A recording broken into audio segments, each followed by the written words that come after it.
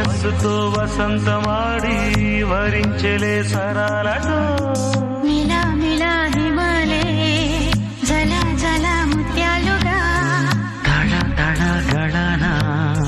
తటిల్లత హారాలుగా చేతులు తాకిన కుండలకే చలనము వచ్చనులే ముందుకు సాగిన ముచ్చటలో మూవను పలికెనులే ఒక స్వర్గం తల వంచి ఇలా చేరే క్షణాలలో అందాలలో అహో మహోదయం